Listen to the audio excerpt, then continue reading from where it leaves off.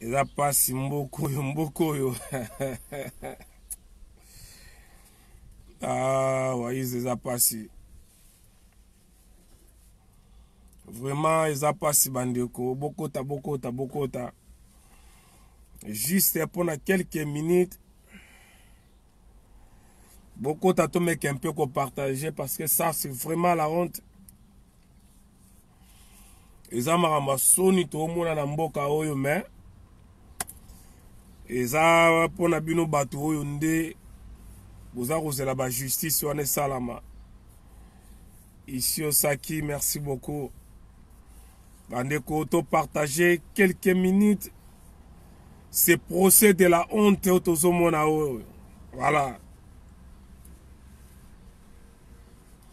vraiment procès de la honte bandeko.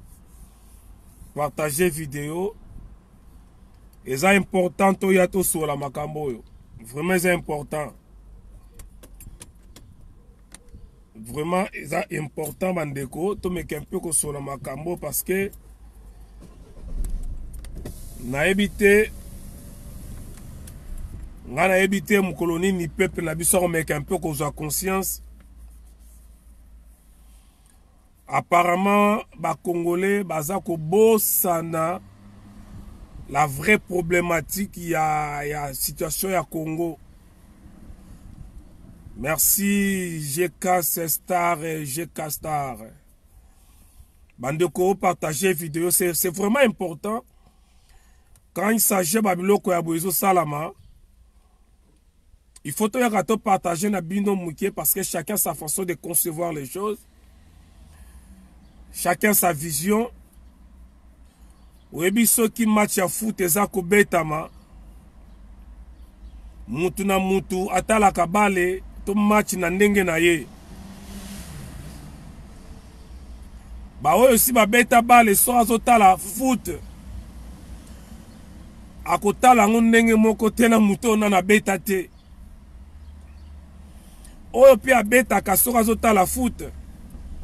Akotala ngo ndenge moko tena oyo abetaka te.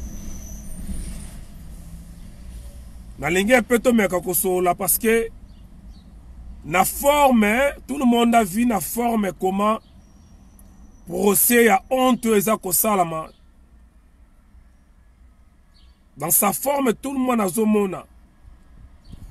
Mais dans son fond eza kosenga to meka un peu kofungola ba zone d'ombre. To mec un peu ko éclairer en haut. Pas qu'on fonde mais ko éclairer. Voilà des causes très importantes. Naïe awa pour nos place il y a ba juge et za tribunal te. Mais naïe juste on appelle ça une petite réflexion de ma part. Depuis ma kamongo e banda tu na lelo na mec un peu copier ça idée nanga. Je pense que rôle y a des combattants pesants, des résistants, des patriotes. Parce que tout ce que vous voyez, ça fait partie de notre combat. C'est le fruit de notre combat, c'est le fruit de la diaspora. Makambo Bosomona, même ça net ya lokuta net ya solo na Congo. C'est le fruit de notre travail, c'est-à-dire ya muté ozola nangai. Grâce à Moussala Oto Salina Potombula Nambula, Ndebo Somona, même ba procès à l'okouté à Nenganezo Salama. Quelque part, Ezali honneur pour Nabitumba Labiso. Ça, il faut le reconnaître. Ça, il faut le reconnaître. C'est par rapport à la pression Oto Sali pendant. To Sali la pression pendant 18 ans. Au Monaki, le 19, le 20, le 21 janvier 2015, tant où Hippolyte Kanambe Alinga qui a changé la constitution, il y avait une forte pression au niveau de la diaspora. Et ce que vous avez vu pendant ces 3 jours, c'est grâce à la diaspora que Hippolyte Kanambe a changé la constitution. O ayebi, o ayebi te atuna. Toayoka. Voilà pourquoi beaucoup remarqué Clovis Tamutunga. Voilà pourquoi beaucoup remarqué depuis janvier 2015, donc à partir de janvier 2015, oyo kezala ce qui manifestation moko ezali na mboka yango komaki ce qui manifestation na mboka bakata ba internet bakomaki kokata internet parce que bayaki comprendre que événement oyo esalamaki na janvier 2015 ebandaki kouta na diaspora et pour empêcher que makambo wana se salama et comme à chaque fois qu'il y a une manif moko na Congo, bah comme kokata internet. Ça c'est une réponse na ba oyo baza koloba que to sala kani yalou qui a essayé à cracher le koloba combattant kofinga mais le coup les a distraction to tikeli ba maman ba prendre charge naye nenge basala ki pa yande ko moi swana espérance mutuku oyo ngai na koko kota na biloko wana pesa distraction makama minene ezotala biso. Donc ceux qui disent que ba combattant bosalani na poto wana za réponse à liboso. Donc na pesi na fongoli parenthèse wana pour la koyebisa bino que tout ce que vous voyez aujourd'hui, même ce que ça consemble un vrai et un faux procès, mais allez fouiller à diaspora. Et voilà pourquoi nous demandons encore à la diaspora à cause de la vigilance et à Kolanda Mamboye le Kanamboka. Je sais que Batebele Bokoloba, mais justice on a Rwandais, justice on a Boye, le pays est occupé. Oui, le pays est occupé par les Rwandais, ça c'est vrai. Mais il y a une évidence qu'on ne peut jamais oublier. Ce qui la population congolaise ou la diaspora à se mettre ensemble avec des pressions précises, moi je pense que ça peut aboutir à quelque chose. Batouana ba fongole biso brèche ya ba procès na bango entre guillemets légal ou quoi, je ne sais pas moi, juste, équitable. Maza Kagé. Mais si la diaspora profite de cette brèche, oyo bango ba fongoli et que bisoto a foncé to kota biloko mususu, bo comprendre que makambo ekende mususu. Na rokota na sujet ya procès à Kamere, mais permettez-moi que na meke un peu ko introduire na makambo. Parce qu'apparemment la diaspora to komi ko bossa na ezali l'essentiel. Tozo kena makambo ezanga tina rasta Congo ingeta. Caporal Ndungu Zitende. La diaspora, tout ça, ce qui est important, c'est la futilité.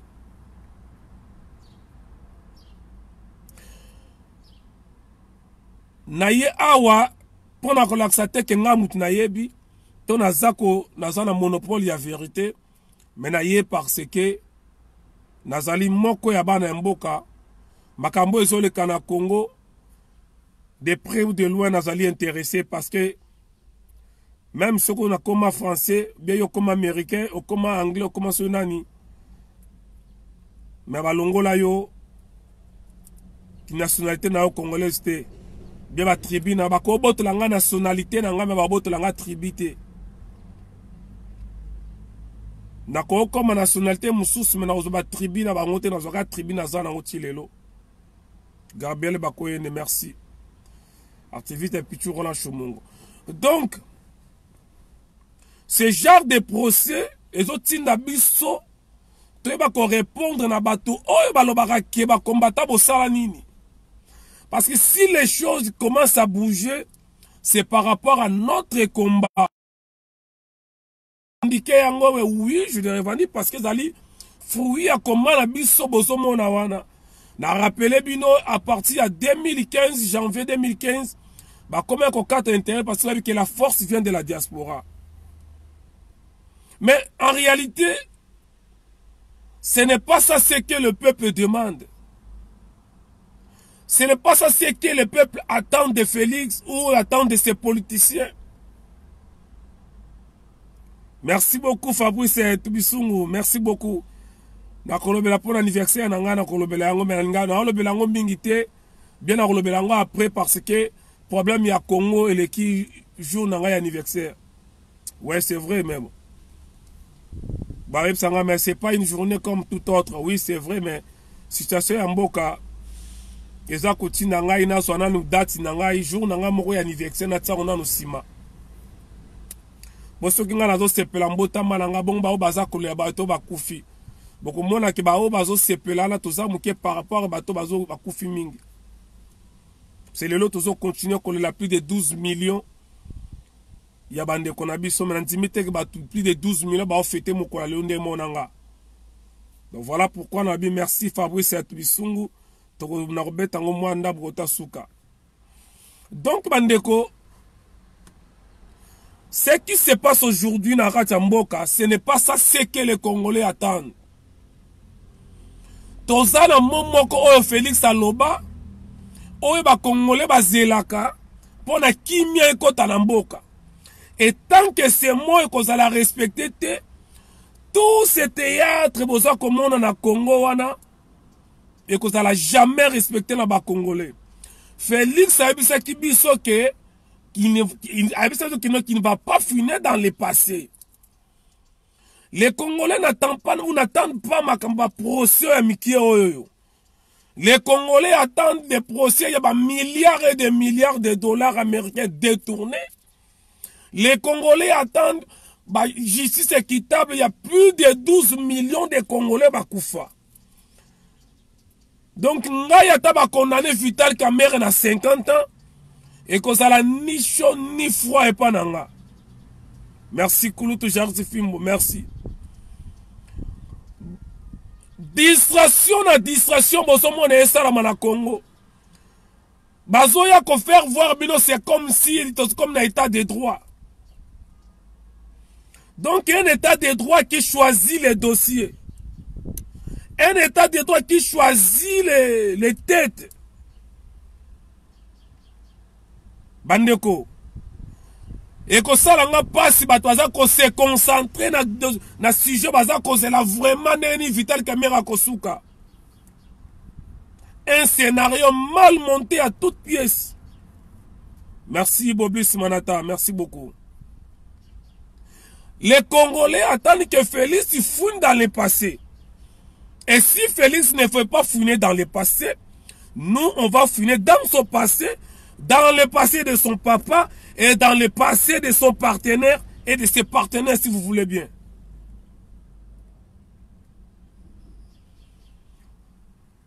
Peuple congolais, s'il vous plaît, merci Gino Kitete. Bon, mais un peu qu'on a la distraction, comme on a même abisso, ma futilité. Si on accuse Kamerhe un dossier à 57 millions, mais Jeannette Kanambe a un dossier à 17 milliards. Jeannette Kanambe a un dossier à 17 milliards. N'a qu'on rappelle yo mutu, au comme que boss en a état de droit.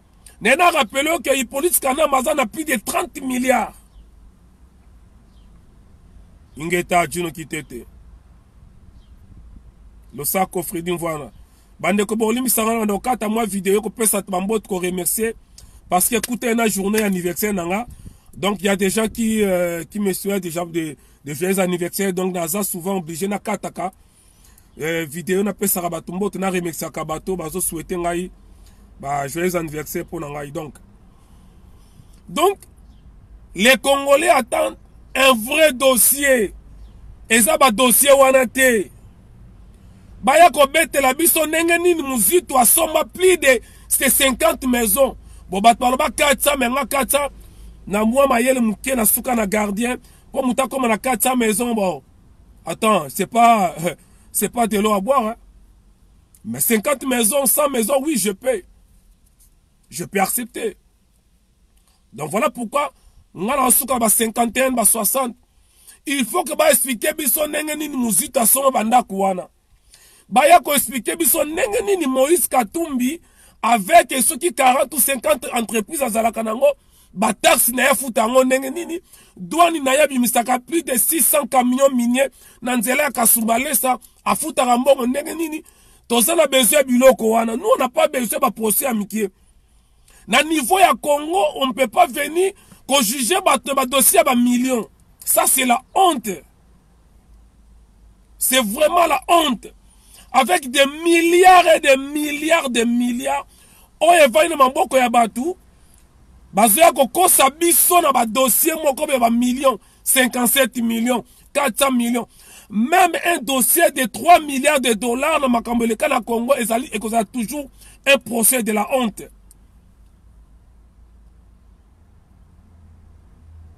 Un vrai patriote, un vrai Congolais, a coquille jamais qu'on se plaît le na Congo.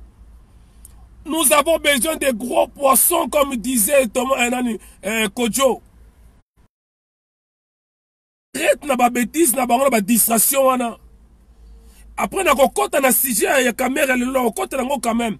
Parce que dans la forme, vous avez tout vu. Mais dans le fond, il y a encore pas mal de des zones d'ombre.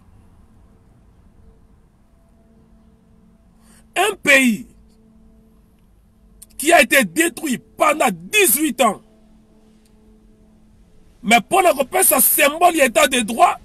Parce qu'on a un dossier inutile. Excusez-moi les termes, mais c'est inutile par rapport à un dossier Zanamboka wana. Il faut pas qu'on explique biso ndenge nini kunda batware oya zalaka rwandais mais a komaka congolais na ce pays yake ko koma rwandais. C'est ça ba dossier biso tozela. Il faut pas qu'on explique biso ndenge nini ce pays a condamné ki Uganda futa biso entre 12 à 15 milliards de dollars. Félix Tshisekedi a annulé le dossier à 12-15 milliards de dollars. Il y a condamnation à Ouganda. Le dossier est là.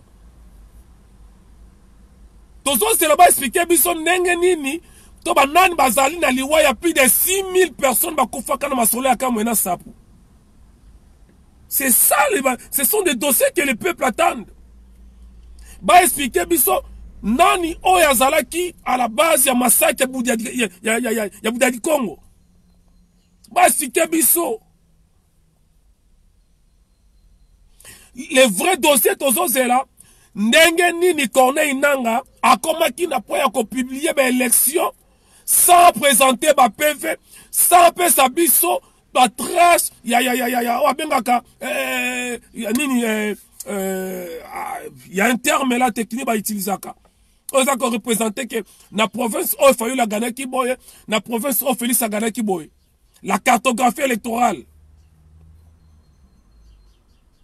Si quelle bague magique, oh bien la boule de cristal nini, oh yo, Corneille Nanga qui a publié l'élection. C'est ça le dossier que le peuple attend. Mais bon, on a battu belé, par exemple, on a état de droit et bandit, état de droit. Déjà, un procès qui ne respecte même pas le procédé, par exemple, tout ça qui est erroné, libanda mawatro. Peuple congolais. Tant que Hippolyte Kanamba kozala na mboka wana, nyosi bokomone kozala théâtre. Tant que ba Rwandais ba kozala wana, tant que Ruberwa akozala kawana, Jeannette Kanambe, Katumbi, tant que les Katumbi, les Jeannette Kanambe, les Ruberwa, tous ces gens bomona wana ba kozala na Congo wana, les Zoé, bokomona ka ba théâtre na ba théâtre. Malheur aux Congolais qui attendent une justice équitable dans la situation à Congo Lelo. Je peux aller même trop loin encore, maudit ces Congolais qui attendent une justice équitable dans la situation actuelle. Comment vous voulez parler de la justice dans un État occupé? Comment vous courez derrière une justice équitable dans un pays sous-occupé? Bon, expliquez-moi la magie ni la miracle ni bon ça là.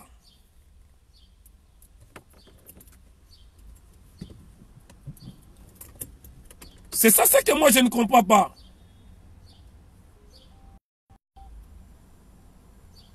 N'ayebite na miracle nini? Oyo ba Congolais baza causer là. Justice na mboka oyo eza na maboko ya bapaya. Kagame sika zali. Kagame sika zali aza koseka.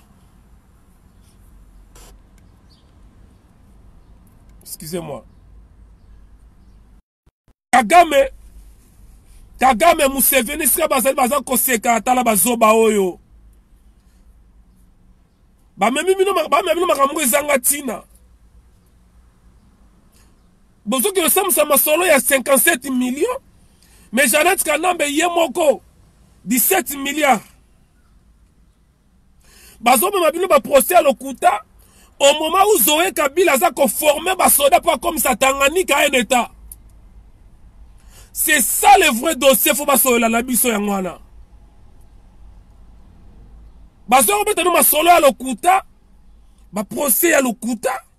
Au moment où Zambie a zundambu ya Katanga. Makomona ba Congolais baza ko sepela bazola ni la dossier à Kamere. On vous parle d'un dossier bidon au moment où dossier à ba vaccin zana nous na mesa o ba Congolais ba comme ko bosana. Et nous sommes des électrons libres. Banan voulu si to yaka ko rappeler bino. N'oubliez pas les vaccins. N'oubliez pas ce truc des vaccins bobo sana yangote. Parce que les Congolais sont rapide. Quand on a dit qu'on va faire ça, mingi va surtout qui ah oui, oui, ça a raison. Tobo ça ne va faire ça, ah oui. Congolais comme qu'on bosse dans ma sola va vaccin. Parce que bazo distrait biso na makambo ezanga tina.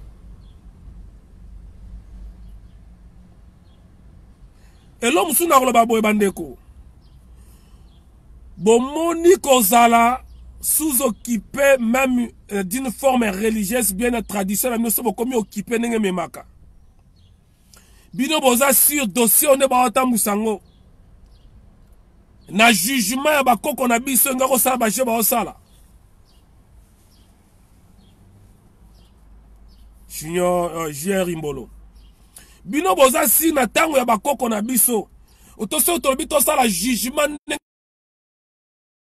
jugement wana ndenge le kalaba village na biso na ndenge ya bokoko na biso boza sûr que Kamera ngaka sala 2 jours na mukili soka za coupable boza sûr que dossier ngaka za 5 jours.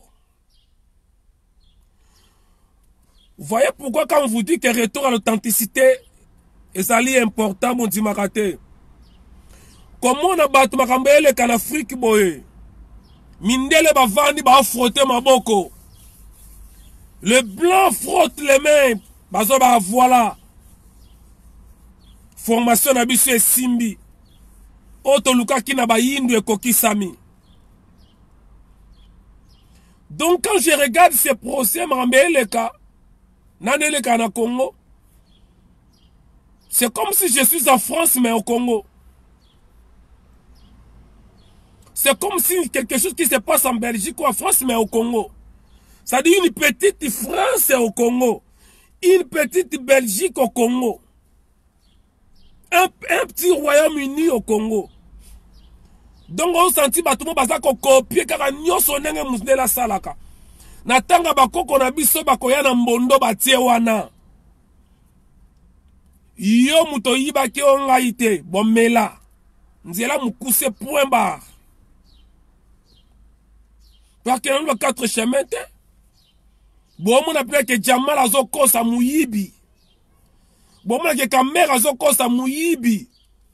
Mais bon, on continue qu'on sale la bilo, qu'on va mettre la bilo mindele pour la koba ko rouler peuple le la zoba mokoboe. Et vous allez voir les adeptes, on appelle na simazo landela. Comme des petits enfants, baso comme le cas de maternelle.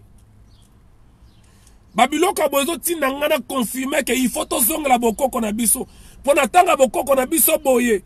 Vous savez ce qui s'est passé à l'époque? Ya bakoko na biso. Celui qui transgressait les lois sacrées. On va bengi na Congo code ya moyo. Celui qui transgressait code ya moyo. Ce qui transgressait code ya moyo, on a bengi les lois sacrées. Babanda ko fongola mabele na wenze bakundi yo vivant.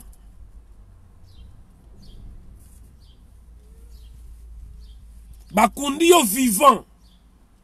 Bajewe bo sala o ezalaki te. Tellement que le peuple est occupé.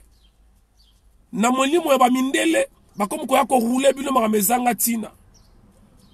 Na tanga bakoko na biso obuki mibe kosali mabe bafongoli mabele badindisi yo mobimba bakundi. Voilà pourquoi oyoka nzambe kala tango nzambe kala ezalaki soki olobi mabe so nzambe asiliki mabele fungame emeli ndenge mabele ndenge nzambe anakodimisa bato soko osali lisumu anofonga mabele emeli yo ndenge moko ezalaki bakoko na biso osali lisumu obuki mibeko ya nkodi ya dia moyo bazi yo na kati ya wenza pleine bafongoli mabele badindisi yo vivant comme ça bakundi yo babiloko no senga ozala te biloko no senga ozala te. Mais parlons un peu de ce procès. Vital Kamerhe oyoyo aza kolobango chaque fois aza na place moko te asignaki ke miongo bimaki na kombo na ete bolie ke bakende makambo ndenge esengeli bayebisa ye vérité oui osignaki te mais ozalaki une influence wana eza lokola ngai nasala pa Vital Kamerhe ayebisinga monsieur Moïse asigné awawa. Bien sûr, il faut le signer parce qu'il y a un chef nanga et pas n'importe quel chef, pas n'importe quel directeur de cabinet. C'est l'un des rares des directeurs de cabinet les plus influents africains on a eu dans l'histoire. Un directeur de cabinet qui s'affiche plus que président de la République. Un directeur de cabinet qui est plus influent que président de la République. Un directeur de cabinet qui est plus puissant que le président de la République. Oui, Kamerhe est puissant que Félix. Donc, dossier ça n'est clair. Mais par contre, comme Mabino Boye, une semaine encore, Barben Sentel, Barben Siboye, Babeti Masole Zangatina, Soni Moko Yako Sakalate, vraiment un procès de la honte. Bandeko. Ça ne sert à rien, Biso tozan a besoin Félix a fini na passé. Les Congolais ont besoin de la tête de Kabila. Point barre. Et l'autre moko to anango besoin moko. Mi balete, mi satute, moko la tête de Kabila. Point barre. Kabila arrêtez, le système tombe. Point barre. Et quand je dis Kabila, je vois aussi son système. C'est son système représenté par lui, Hippolyte Kanambe. Alors, bah, tu as la distraction, André Kimouta sa calme. Avec des milliards dans la poche. Matata Pogno calme. Yebisanga, Muzitu calme, ya na poto azongaka. Muzitu calme. Mutabala Muzitu eloko azate. Moïse Katumbi mutakoloba na azate. Ayibi mbongo pendant des années na attaque gouverneur à Katanga. Mutakoloba na azate. Masolo ya Jean-Pierre Bemba bakamba guerre ya Jean-Pierre Bemba ya MLC. Il y a eu pas mal de Congolais bakufa na guerre au ya MLC. Mais Jean-Pierre Bemba calme, tranquille. Il faut que la vraie justice soit faite. Non une justice de mascarade. Non mais moi franchement, j'ai maudit tous ces Congolais qui attendent quelque chose dans ces procès. Moi je les maudis. Permettez-moi, excusez-moi Naloba. J'ai maudit tous ces Congolais qui attendent quelque chose dans ces procès bidons. Au moment où il y a un dossier, il y a 6000 personnes qui sont à Kassai. Bonjour la bombe à Smith. Au moment où c'est la plus de 10 millions qui sont à Est, na Beni, na Butemo, na Rutshuru, partout, na Bunia, na Kisangani.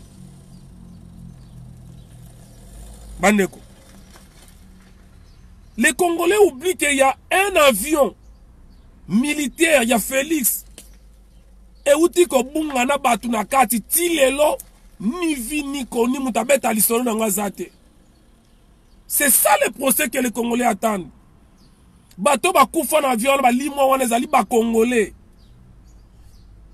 Avion ezaki loué na mbongo ya ba Congolais. La voiture blindée qui est à l'intérieur ba sombelaka Félix na mbongo ba Congolais. Et là to so la boye. Qui peut me donner la suite de ces dossiers? Nani, Yantonov, Nani. Voilà le sujet de gros solo là. Batwazo Koufa Mikolonioso. Ah non, coronavirus. Ah, tous les jours, dans 48 heures, Félix a perdu 6 personnes. Soit disant la Covid-19. Donc Covid-19 en haut, et mon kaka, bande kolanga, balouba, bazapa Félix. Donc malade on a peut continuer à Congo ba politicien aux homona to ba tu vas ça la ba autorité à mboka les homona kaka bata Félix. Est-ce que si boyo qui Félix a leki na TV après ça t'a ne fût qu'un mot ya circonstance ne fût que ta si boyo qui ba proche collaborateur na ba kufa ba proche collaborateur na ba kufa. Yasuka auto kufa dali proche ya famille na kufa. Et si boyo qui Félix a bimi à loba. Tout ça c'est pour vous dire que le Congo est sous-occupé. Félix Azana likambo ya kolobate parce que mboke ezali occupé. Et dans un état occupé, on ne parle pas de la justice. On ne parle pas de la démocratie. On ne parle pas de l'état de droit. On parle que de l'occupation. Et d'abord, il faut chasser l'occupant. Après, la vraie justice est comme ça à la main. Tant que le pays n'est pas libéré, tout ce que vous voyez, c'est du théâtre. Des scénarios mal montés à toutes pièces. Alors, pourquoi les Congolais besoin s'attendre à bino? Yako discutaka, yako lobela makamboana. Nous avons besoin de gros poissons. Des gros poissons comme des camérés. Des gros poissons. Oui, camérés. Quand je dis camérés, ce n'est pas dans ces dossiers. Camérés, dans le dossier, les cas. Des gros poissons comme des matata pogno. Barimo Vasakan. Kalev Mouton. Bon, mon abato à l'écart TV, plus de 5 quelques personnes, plainte contre Kalev, l'écart TV. Qui connaît la suite? Qui connaît la suite? Yamakamou ya Kalev Mouton de Banaki, n'a la suite nango. Et mec Kabila, soi-disant lek ya Hippolyte Kanambe, Akoufa. Bomae Namboka na Kinshasa. Qui connaît la suite de son dossier? Qui?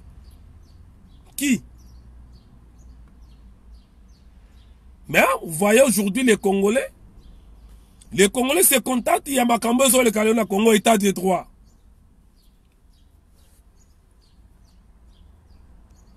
État de droit, il y a Mwanga, bien état de droit, il y a République démocratique du Congo. Ça, je ne comprends pas. Aidez-moi s'il vous plaît à comprendre qu'est-ce qui se passe. Les Congolais doivent prendre conscience. Voilà pourquoi, encore une fois de plus, nous devons nous organiser. Nazako insister dans les Camboyo. Organisons-nous.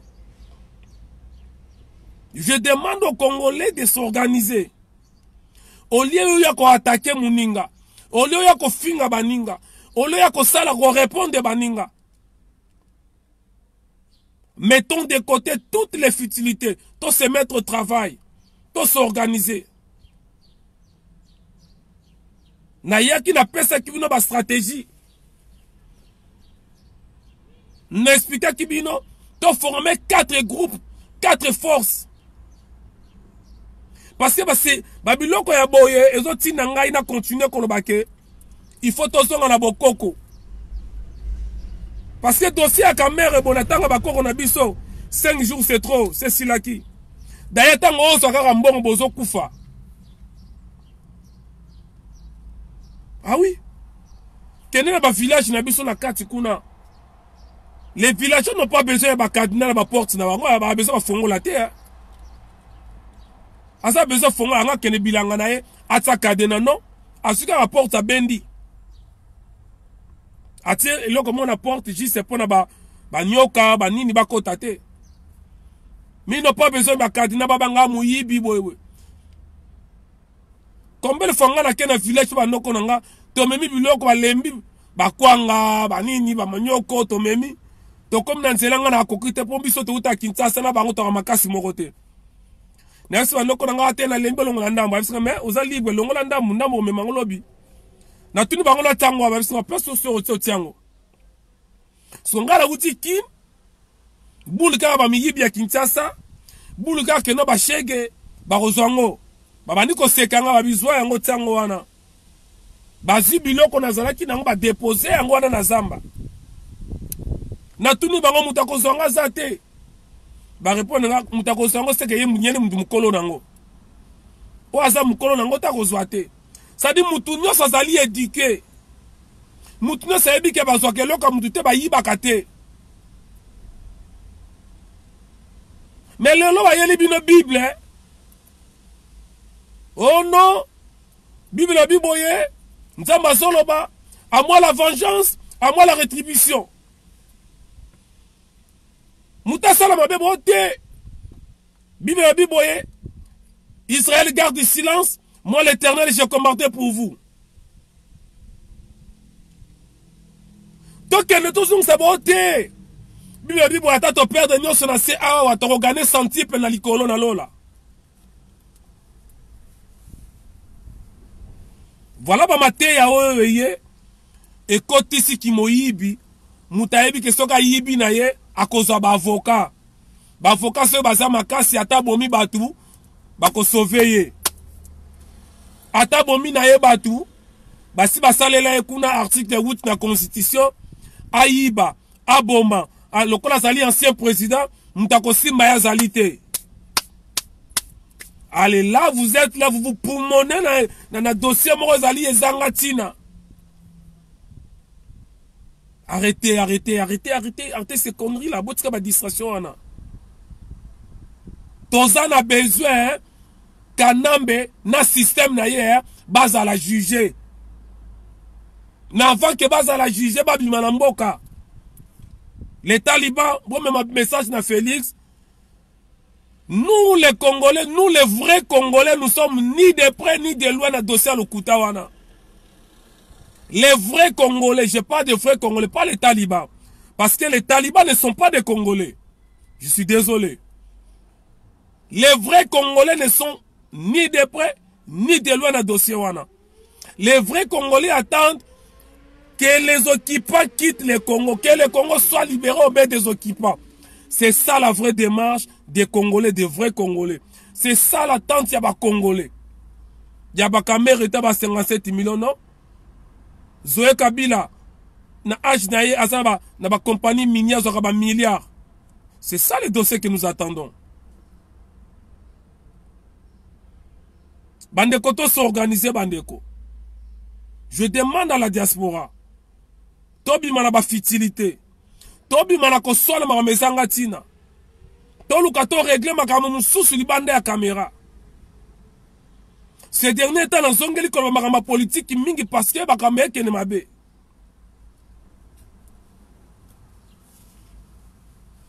Tous organisés, tous ont des problèmes surtout tango pembeni. Mboka wana soto continuer boy.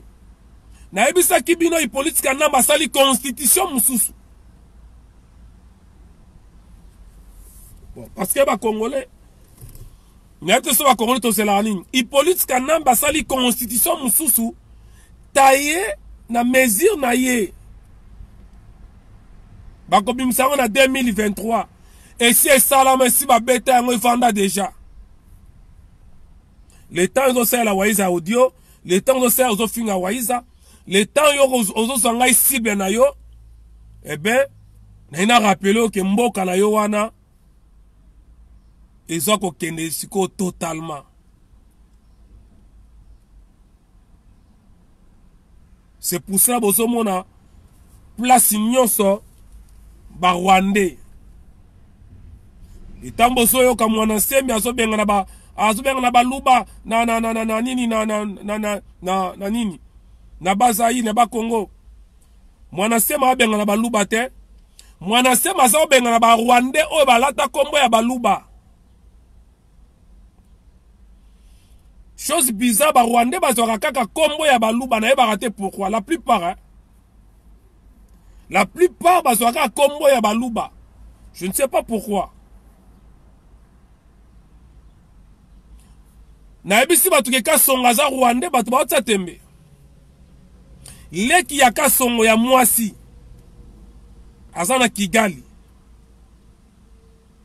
Iye mutazali mwasi ya Dieudonné Kabengele bayaka na ba musée. Boyebi Dieudonné Kabengele lola fana na Kigali. Mwasi na ya ndaku leki ya Général Kasongo. Et vous allez comprendre pourquoi il y a eu cette force musclée dans l'arrestation de Mwanasemi. Parce qu'il y avait encore des Rwandais derrière.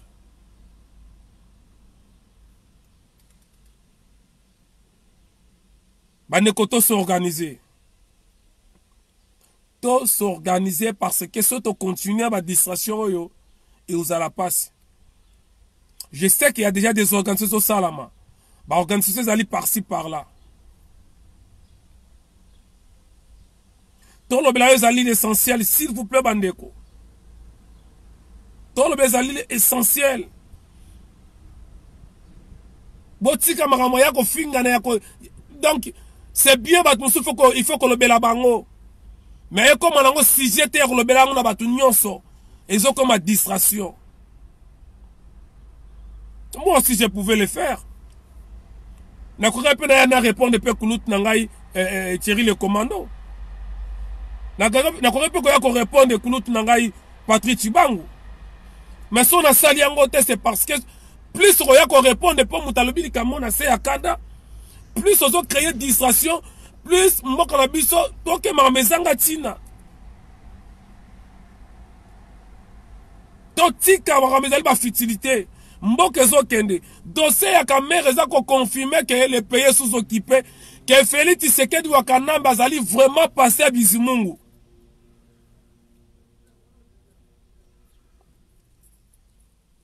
Comment na masolo ya kamera Nikila Maserati kimpa vita ingeta.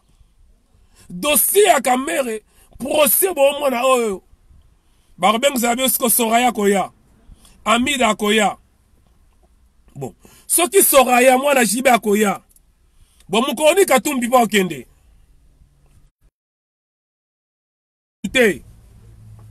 Na lingine la vraie justice c'est ça là-bas. Bon, ce bon courage avec sa Soraya. Na bato bo otanga wana. Mukoni ba robengisa Albert Yuma waza na 200 millions de dollars mutunyo sayebi. 200 millions. Mutunyo sayebi. Matata pon munyo sayebi. Jeannette Kanambe bima awa. Na pana ma pepper c'est bimi sangwa. 17 milliards. Mukolonini. Après yo ganga que état de droit. État de droit. C'est ça l'état de droit. S'il vous plaît, Bandeko. Bisonde mutosali ke makambe changer na mboka ala mwa muketo mona wana. Alors, to continuer côté pression. To continuer côté pression. To bima na distraction. To s'organiser.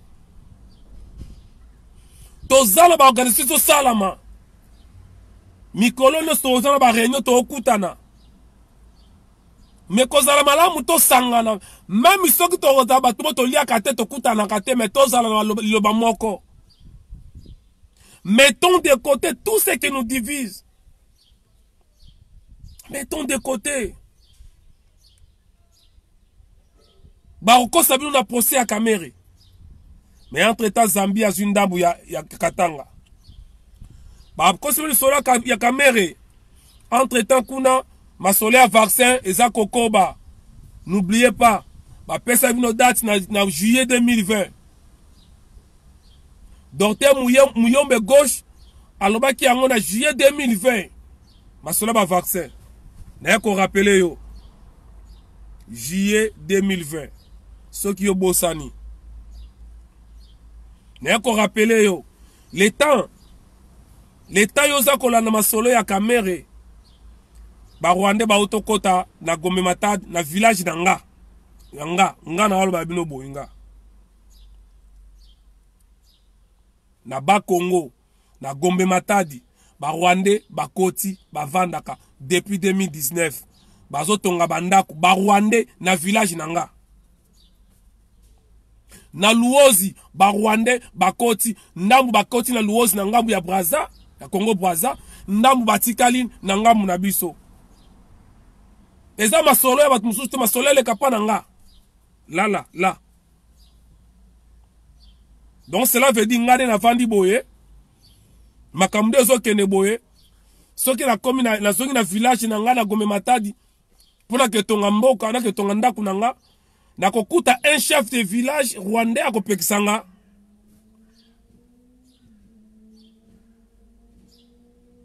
Vous voyez quand même les dangers. Et tant que tozo bien bato sangana. Vous savez pourquoi il faut 4 tribus? Nalanda ki ndeko na biso moko asala ba vidéo na otanga kombote azana biso ensemble. Ah non, bato bazo sala ba vidéo ya fédéralisme ba yo ka des autres bazo kotisa. Vous savez dans chaque tribu tozali na bokoko na biso. Parce que ngai na loba na bino boye. Et pas y a ba Congo, ba Bena Congo. Ngai na ko exiger ba cérémonie ancestrale ko salama. Oya lingi aye, oya lingi te akimi. Oya monika ko trahir biso akozala wana te. Parce que ce ko sala ngai ba cérémonie na ndenge ba ndeko nanga ba luba. Aden nanga écoute eye ba na yango te, ba koko ya ngai ba ko reconnaître yango te. Boke bakoko ya Équateur pe osimba te. So bozi mutu Équateur boye ko sala ba cérémonie ya ba Congo et simba te. C'est l'une des raisons déjà to ke na makamsu malema na ya biso makamsusu na 4 tribus biso to ko vanda wana parce que makambo e komi ko sangsa butu na moi. Je le dis nazo bomba te na koya na bassin ya mai to tie makasu na zolo ba yango vérité. Nazolo bango vérité e ba sala makanengo wala amona ngo kisi abenga ngai te ayate na koya na bassin ya mai to tie makasu to tie biloko to tie na kati oya yebi kazali traître ayebi ka trahir biso ata maboko na ete mutu nyonso akosokola maboko akoloba o trahir biso okufi parce que makambo to kenango ndenge wana sa naza ko rappeler ba nyonso nga nazo benga toko sala ngona ndenge ya bokoko na biso toko tia bassin ya mai to tia makasu to tia bantamba balunguila to tia wana. On doit finir avec cette trahison ba trahison zo le kabiso mingi o trahir biso okufi bandeko ya baluba basala ba cérémonie wana bandeko ya bangala basala cérémonie wana bandeko ya baswahili basala cérémonie wana toza 4 tribus chaque tribu sali ba cérémonie nango. Tokotala yo Rwandais soko résister na kati. Tokotala yo traître soko résister na kati. Parce que babiloko yo ba traître temo ba leki trop na combat. Ndenge ala molo talobaki comme na tanga ko papa, to comme na tanga ko boma. La bombe à Smith, oui, ça devait être très chaud. Nazolo bana osa la blague te, on doit finir ba traître oyo. Lokola bolobi ke ano bosala makasi ya ko mata Rwandais te, oui. Ceux qui sont makasi au Rwandais te, ce que comme makasi au Rwandais d'abord ba traître. On va commencer d'abord à tuer les traîtres. Yo moni ko osa chrétien, o resala masola boko ko na bisote koyate. Koyate parce que ba mai ba bundanga na makambo ya na ba religion mindele te. Ba mai babundaka na religion mindele, ba mai babundaka na bokoko. Bato yaka mona sapu soki bakufaka mingi parce que moko ya bango kende ko trahi banga lakisa ki ba soldat na ndenge ni ko sala pona ko boma bango. Tamba ko trahi bango à la preuve comme ko boma bango. Avant masasi bande ko kotate. Nos ancêtres sont ils étaient plus puissants que les ba science na bino. Parce que makambo ba jezo koma. Ba je koti mingi trahison leki. Donc, s'il vous plaît, bandeko, ça ne sert à rien. Tokota mama ko swanaka.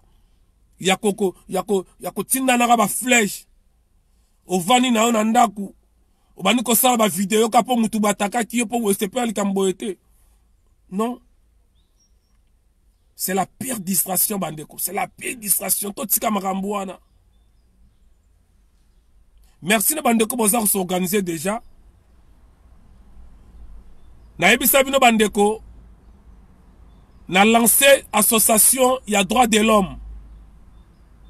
Na royela bino kombo nango tina fin semaine. Na protéger onanu juridiquement. Association ya droit de l'homme. Pour na comporter plainte na mutu nyonso oyo asala ba crime na Congo. Mais ali plus pour na Félix Tshisekedi wa Kanambe na partenaire de la paix na ye. Tozono ba nyonso oyo ko bakanga batuana.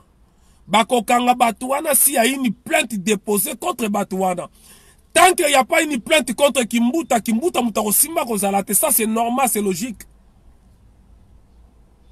Tant qu'il n'y a pas une plainte déposée contre Muzitu, contre Katumbi, contre Arimo Vasakan, contre Kinke Mulumba, contre ceux qui plainte zate contre Jeannette, contre Zoé, Bandeko, bolo bateke,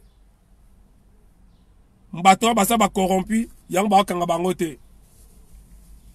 Il faut qu'il y ait des plaintes contre ces gens. Voilà pourquoi on a bani procédure wana. Na ba conseil ande ko na biso pitu chemin ngabisi ah au lieu kuto benga ba association mususu ba ya yo moko pour aninte o créer association na yo.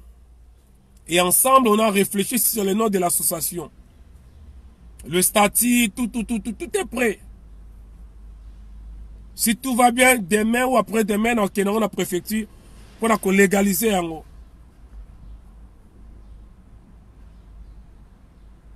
Et il y a une pétition dans la Kosala et en ligne.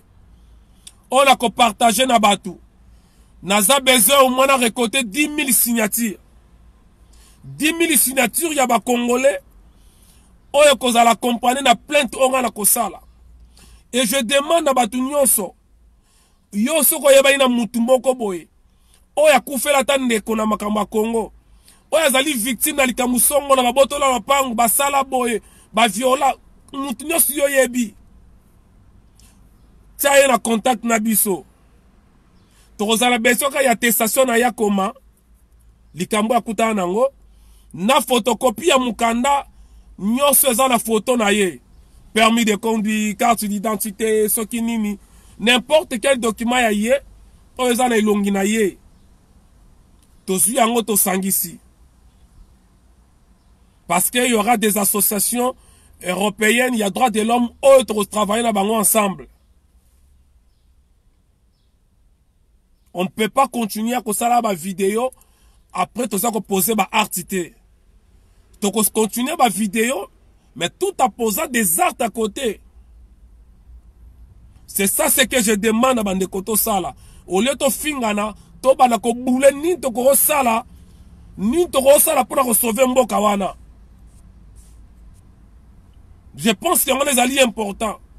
Quand on répond de moninge bête. Qu'on recadre moutiza ma bête. Je pense que ce qui est plus important. Je pense que ce qui est plus important, c'est de réfléchir si... Non. Na forme wana. Donc, Bandeko, na senga mno s'abonner na ipo wise officiel. Boko za suite ya ba procès wana nenge kende. Bien que parce que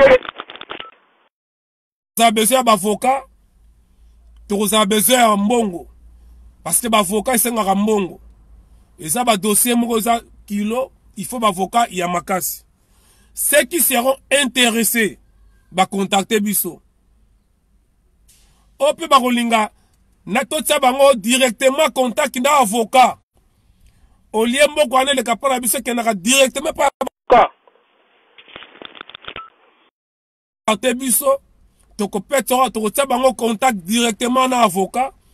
Sokaza na mbonga kopesa apesi directement et pas avocat. Parce que makambo ya mbongo eza makambo il faut qu'on soit souple. Et s'il ça a valeur à mutu facilement, mbongo na bilo akolia. Mbongo na bilo akolia ici ça a valeur ya mutu. Donc on a besoin de soutien mutu nyonso pour na to kene nango to poser ba bilo ko nyonso wana. Bon continuer à s'abonner à Hypo Wise officiel. Bon continuer à benga mon numéro est là 07 68 99 86 91 ou bien 07 68 99 86 91 pour l'habitude en français. Donc marame belez ali akosala mazakaje mama solo zo beta wana balobelarango awate masolo ya CC bilamba ya makasi tokoya ko beta ngo na ba médiaté parce que batandeng na ndenge balandaka biso ezo tsenga biso to meka pe kokola mwa muke to suki sango na niveau wana les restes sola to solango na coulisse et ceux qui pensent que ba combattant ba sala kareka koloba eh ben ni tété trahison ya bato mususu nde Congo wana za déjà libéré. Merci bandeko tokutani mbala sima dako rappeler bino que les Congolais baza kozela makambo ya kamere te procès wana te ba Congolais bazo zela le vrai procès ya Kanambe na système na Mobimba. C'est ça ce que les Congolais attendent. Le Kolaba qui va pas fouiner dans le passé o azo sala wana zéro bandeko zéro s'attend de leur malonga te ata ba condamné kamere 50 ans tant que ba Rwandais ba na Congo. On a biso, les pays toujours sous-occupés, on va continuer notre combat. Et tous à la uni, biso nyonso, abat le tribalisme. Abat le tribalisme. Mais bon, limbi sangay avant la kata. Na ko expliquer bino boye. Le mot tribalisme. Et yaki kokota. Mindele tang ba yaki ko comprendre que. Ce qui ba koko na biso batikali na ba groupe na bangab na ba tribu. Ba koka kolonga te. Parce que yo mundele soko koti na kata tribu, il faut s'adapter na tribu. Or que mundele ba coutume na biso te. Yango moni mindele ba yaki koti na ba koko na biso ba koma ko sala ba parti politique. Parce que ba parti politique na bango ba mindele ba za faciliter okota. Et pour la koya ko boma makamnyo so ba yoko bimsa vocabulaire oyo na Kikongo ezate na Chilube yate, na Kiyanze ezate, na Swahili ezate, na Kimongo ezate, na Kimbale ezate, tribalisme. Soko luka na minoko na biso, omo nango te. Mindele baye, balati sango biso. Or, kenalo bango, dans son vrai sens du mot, c'est-à-dire étymologiquement parlant, un tribaliste, c'est celui qui aime sa tribu. Muto alingaka tribu na ye. Aza plus tribaliste que kozala makamususu. Mais comme akamabe, so comme ko sale la yango, pona ko détruire, ko bebisa baninga. Wane ko mabe. Balati sa moana, mindele balati ki reforme mabe, pona ba koko na biso, batika ba tribu, batika kibokoko, bayala ba parti politique à l'européenne.